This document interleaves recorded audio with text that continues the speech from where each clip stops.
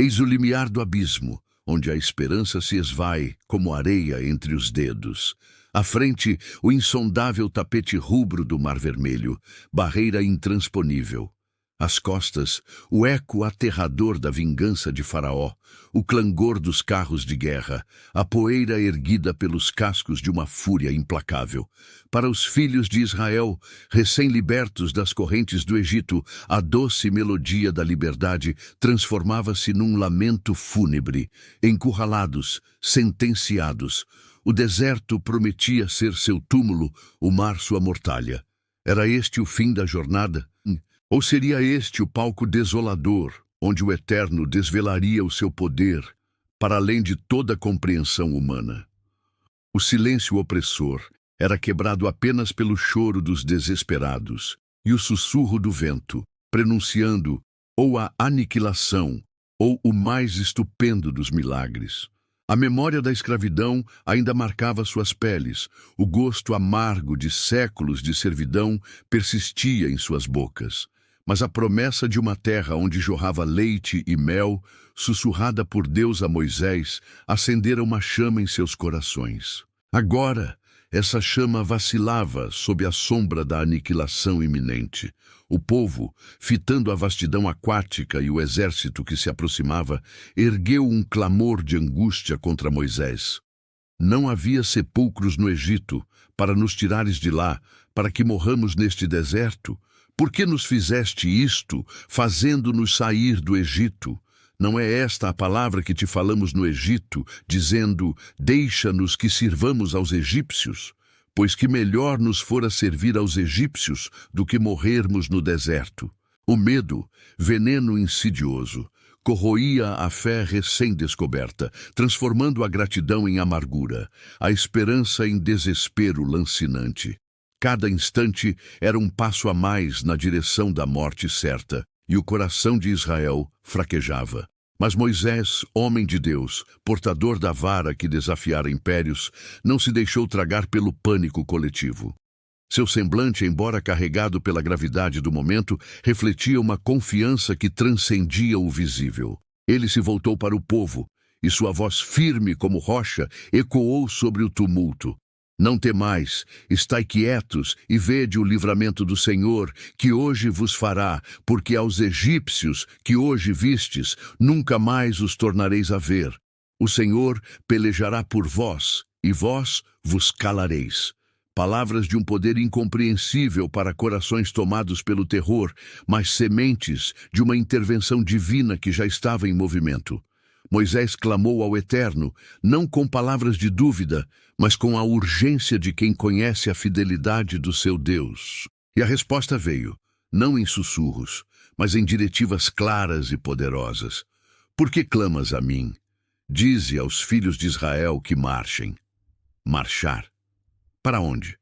Para dentro do mar impiedoso? A lógica humana se estilhaçava diante da ordem divina. Então, um fenômeno extraordinário se manifestou. O anjo de Deus, que ia adiante do acampamento de Israel, retirou-se e se pôs atrás deles. A coluna de nuvem, guia e proteção, moveu-se da dianteira e estacionou-se na retaguarda, interpondo-se entre o acampamento dos israelitas e o exército dos egípcios. Para os egípcios, a nuvem era escuridão e confusão, paralisando seu avanço noturno. Para Israel, ela se tornou luz, uma vigília luminosa na escuridão da mais longa das noites. O tempo parecia suspenso, cada segundo esticado ao limite da resistência.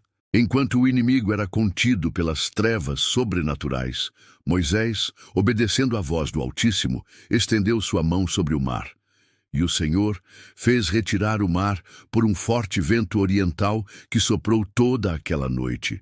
As águas, antes uma massa disforme e ameaçadora, começaram a ceder. O vento não era uma brisa comum, era o sopro do Criador, moldando a criação segundo o seu propósito. A fúria líquida foi domada, as profundezas expostas. O que se seguiu desafia a descrição, transcende a imaginação. O Mar Vermelho, Aquele vasto corpo de água dividiu-se. As águas foram partidas, acumulando-se como muralhas colossais à direita e à esquerda.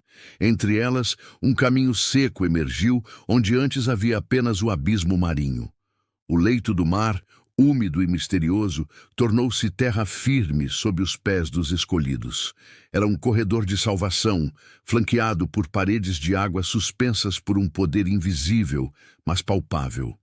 O cheiro do lodo exposto misturava-se ao sal marinho, enquanto o som das águas represadas ressoava como um trovão contido. Os israelitas, inicialmente hesitantes, testemunharam o impossível e, impelidos pela ordem divina e pela urgência da situação, começaram a marchar. Homens, mulheres, crianças, rebanhos, uma nação inteira atravessando o coração do mar, em terra seca, sob a luz da presença protetora de Deus. A fé, antes vacilante, transformava-se em assombro reverente a cada passo dado naquele caminho milagroso. Era a jornada da morte para a vida, do desespero para a redenção. Os egípcios, sob o comando de um faraó endurecido e cego pela arrogância, viram o caminho aberto e, em sua presunção, não hesitaram. Persegui-los-emos, alcançá-los-emos, repartiremos os despojos, fartar-se-á deles a minha alma.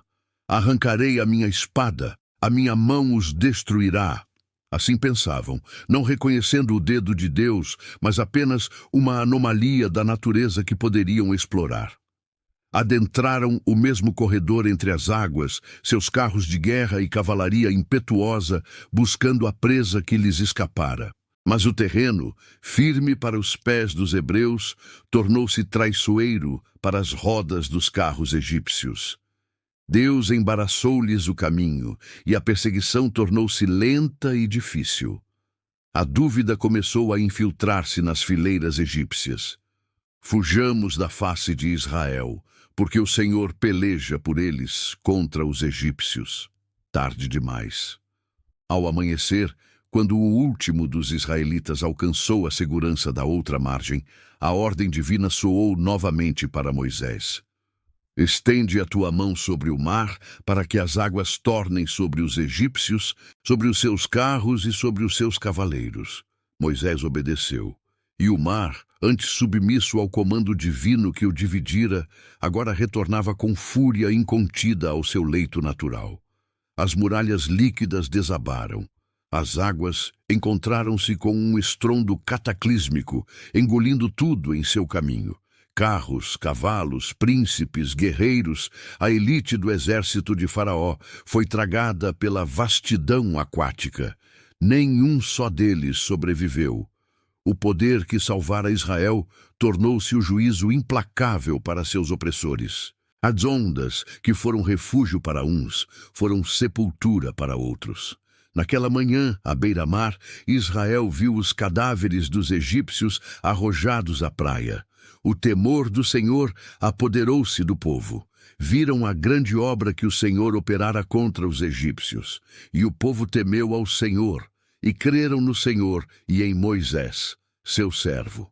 A libertação não era mais uma promessa distante, mas uma realidade palpável, selada pelo poder e pela justiça do Deus de Abraão, de Isaque e de Jacó. O Mar Vermelho não era apenas uma fronteira geográfica, mas o marco eterno de uma intervenção que reescreveu a história da salvação.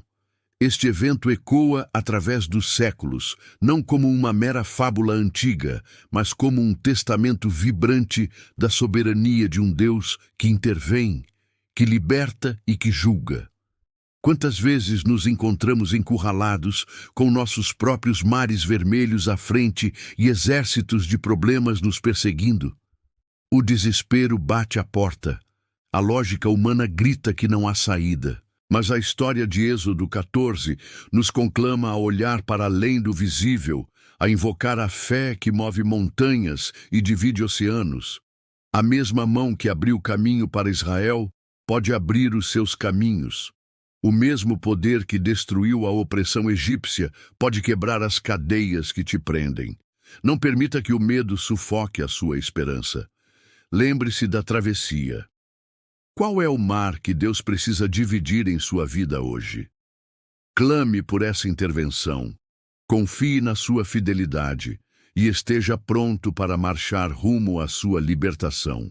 Se esta mensagem tocou seu coração e fortaleceu sua fé, inscreva-se para receber mais conteúdos que alimentam a alma e compartilhe esta poderosa história de livramento. Que a coragem de Moisés e o poder do Eterno inspirem seus passos.